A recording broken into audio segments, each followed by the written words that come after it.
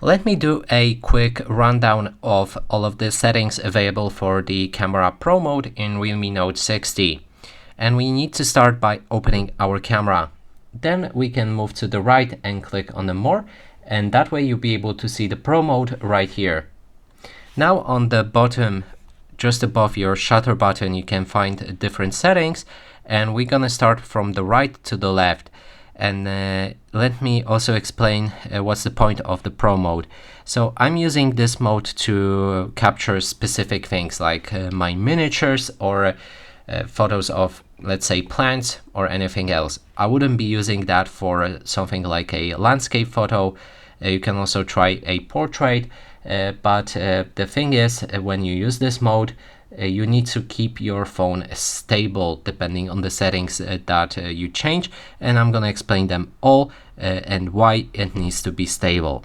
So as I said, let's move from the right to the left, and the first thing right here is an option that allows you to adjust the contrast and saturation, and you can change those settings, but it just applies the filter to the camera, and I recommend to leave it on 00. Then you can change the contrast and saturation afterwards in any photo editor.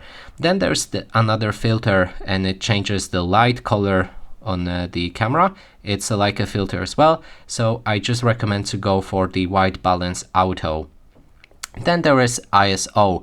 It changes the brightness of entire photo, and in this case, when I try to photograph something small and I have enough space to light up the picture so the light is very good, I'm gonna go with ISO 100. Don't go with auto or anything else if you're trying to photograph something small.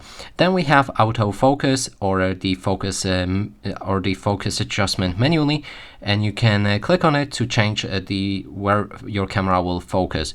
I'm also going to stick with the auto settings. You can change the focus manually right here. Depending on the situation, it might be good. Sometimes you will need to use it, but as I said, let's keep it out on auto for now. Then we have the shutter speed, and that is the setting that for me it's the most important. It will change on how long it will take to take a photo, and what it does, it allows your camera to capture a light, and then it takes a photo, and it gives you the best results. So let's take this miniature right here. I'm gonna try to make it visible for you on the camera. You won't see a shutter button, but you will see everything on the camera footage. So we're gonna go for this shutter speed, and when we increase the time, it will increase the brightness as well of our photo. So as you can see, we went too much and it's too bright, and I think we should settle on something like 1:60. So now it's pretty good. Let the camera focus on the object.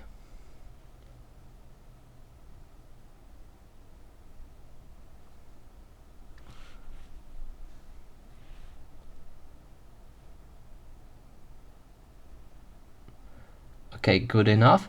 We can take the photo.